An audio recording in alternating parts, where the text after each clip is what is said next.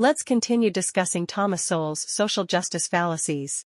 This is part 4 of the interpretation. Sowell uses several common economic examples to illustrate the difference between the desirability and feasibility of societal transformation. If you can grasp this concept, you'll be someone who cannot be easily deceived. Desirability is a crucial concept in contemporary political philosophy. Mr. Jean Guantao wrote a book titled Axial Civilization and Modern Society, explaining why ancient civilizations like Shang disappeared while the spirit of civilizations like Han, even after the dynasty's fall, could still be transmitted, leading to the repeated reconstruction of certain patterns in later generations. The key lies in the provision of a desirable blueprint for societal organization. People genuinely believe it is good. Even if the empire has crumbled, the temples turned into ruins, as long as this blueprint exists, the nation can be rebuilt. For instance, the desirability of Qin's system in ancient China stemmed from the promotion of morality at the national level, namely, the Confucian values of benevolence and righteousness.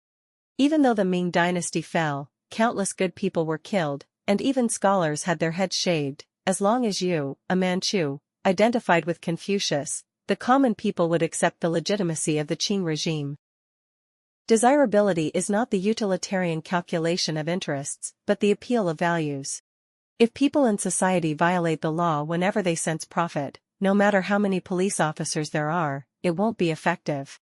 You always need some compelling force to stabilize people's minds. Providing desirability is the meaning of social justice.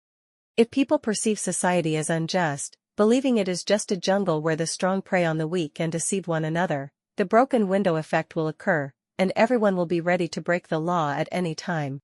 However, if people believe in the justice of society, saying that I repay the money I owe not because I judge the person has the ability to collect, but because I believe it's morally right to repay debts, then society will have a good spontaneous order, and the cost of governance will be low.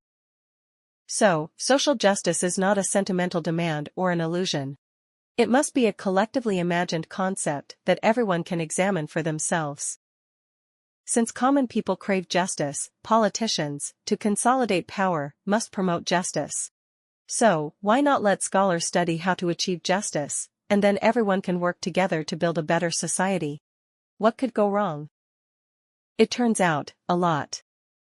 A common scenario is that different parties have completely different views on what is just. Take the recent conflict between Palestine and Israel, for example.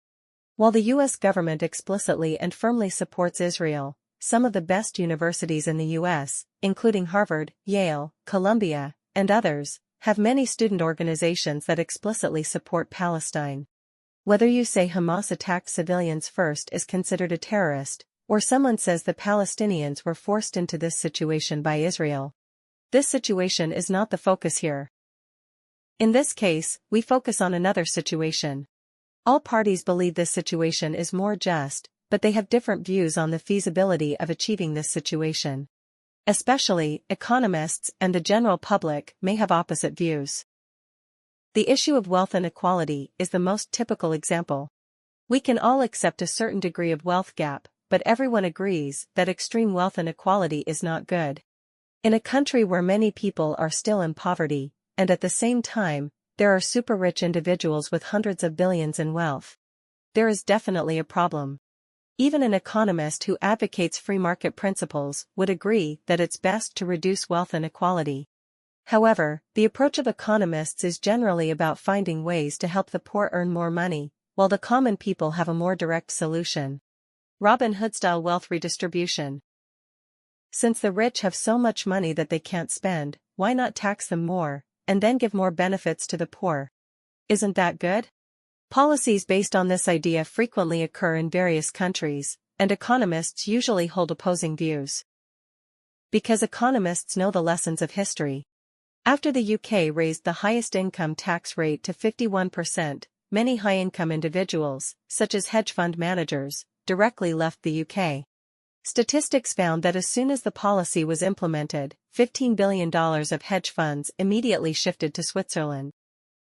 In the U.S., the state of Maryland passed a law to increase the tax rate for those with an annual income of over $1 million, starting in 2008. At that time, the state government expected this policy to increase tax revenue by $100 million. The result was that a quarter of those considered high income immediately left, and Maryland's tax revenue not only did not increase but decreased by $200 million. But apparently, Oregon did not learn from this lesson. In 2009, they raised the income tax rate for those with an income of over $250,000, and the result was a decrease in tax revenue. There are countless similar examples. The reasoning is simple. The rich won't passively wait for you to tax them. They will react to your policies. They can move, immigrate, transfer their wealth, or simply not do business in your area. Sowell calls this phenomenon the chess pieces fallacies, which originates from Adam Smith's metaphor, meaning policymakers treat others as pieces that can be easily manipulated. But they are not pieces. Those supporting wealth redistribution might think one step ahead, while economists often think two steps ahead. It's understandable that common people are easily driven by emotions. What's interesting is the response of politicians. In theory, if politicians consult economists' opinions before making decisions, such obvious mistakes can be avoided, right? Why don't politicians listen to economists? Because politicians think 3 steps ahead. In 1971, faced with rising inflation and public discontent, the U.S. President Nixon announced a series of price control measures. Within 90 days, prices for all goods, services, and wages nationwide were frozen and couldn't increase, and after 90 days, any price increases had to be reviewed by a government-established committee. Economists, led by Milton Friedman, strongly criticized these measures. There were too many historical lessons here. Price controls would disrupt supply and demand, make producers unwilling to produce more, leading to shortages, and severely damage the market. Later events proved that Nixon's price control policy exacerbated the 1973 oil crisis. Actually, at that time, Nixon heard those criticisms and understood very well what would happen with price controls. However, he insisted on implementing them. Why? Nixon made it very clear. I don't care what Friedman says. He's not running for re-election. What Nixon truly wanted was not social justice, but to win elections by leveraging the social justice sentiments of the common people. There would be a time lag between implementing price controls and the appearance of shortages, and Nixon understood very well that the consequences would only happen after the election. In fact, he succeeded in his re-election, with a higher percentage of votes than his first election. Sadly, common people always support such politicians, and in the end, they are the ones who suffer.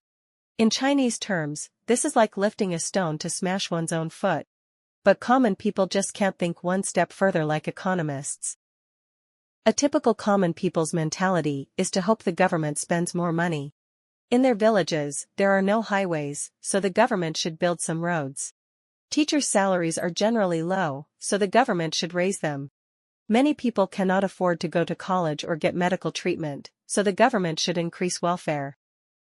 It's as if the government's money is free. This forces the government to spend some free money. Inflation.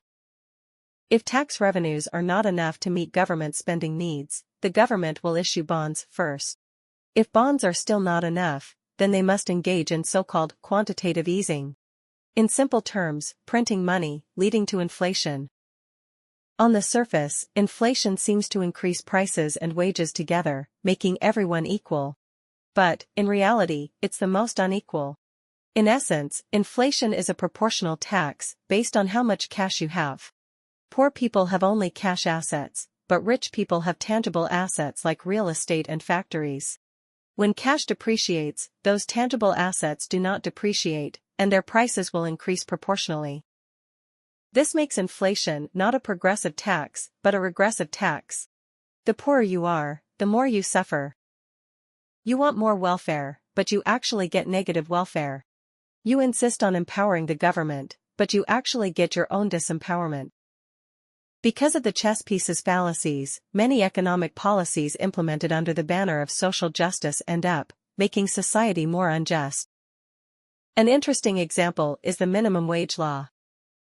Whether it's a restaurant or a factory, business owners, relying on their bargaining power, pay low wages to low-skilled workers, despite high profits, which is unfair. So many people think the government should set a minimum wage standard. As long as you hire someone, you must pay them at least this much. Doesn't this seem like uniting the poor against the rich? Now the U.S. federal government has a national minimum wage standard, and many states, like California, have their own minimum wage standards. The minimum wage law seems reasonable, but in the eyes of economists, it is a bad law. For jobs like restaurant servers and dishwashers, business owners might have paid high wages to a few highly skilled workers, or low wages to multiple unskilled workers. For young people just entering the workforce, having a job that pays little but allows them to gain skills is a good option. After all, if you don't agree, you can choose not to do it. Now with the minimum wage law, it doesn't make sense for business owners to hire unskilled workers. Consequently, young people lose job opportunities. Isn't this simple? Business owners are not chess pieces. They react to policies. Historical experience shows that the biggest victims of this chess pieces fallacy are often black people. In 1948, due to inflationary dilution factors, the actual minimum wage in the U.S. was very low, almost non-restrictive. At that time, the unemployment rate for black teenagers was only about 10%, lower than that for white teenagers. This was because hiring black workers was cheaper.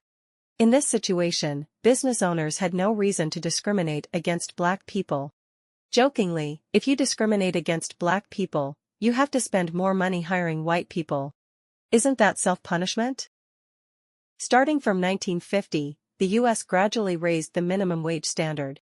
Now, black people no longer had a price advantage, and business owners could preferentially choose white workers without suffering economic losses. Therefore, in the decades that followed, the unemployment rate for black teenagers in the U.S. never dropped below 20%, much higher than that for white teenagers. The minimum wage law reduced the cost of discrimination. Milton Friedman's evaluation of this was that the minimum wage law is the most anti-black law. Historical experience repeatedly shows that economic policies implemented under the pretext of social justice, claiming to work for disadvantaged groups, ultimately harm these groups the most. Economists knew all this in advance, but common people have always been fooled by emotions, and politicians have been using this to gain more power, resulting in the same plot repeating itself. Politicians, the rich, and public intellectuals are not chess pieces. They always have ways to cope. Economists might come out and issue warnings, but if others don't listen, that's it. The real chess pieces are actually the common people. Because when you are driven by certain emotions, you don't have free will. Emotional accounts are political accounts.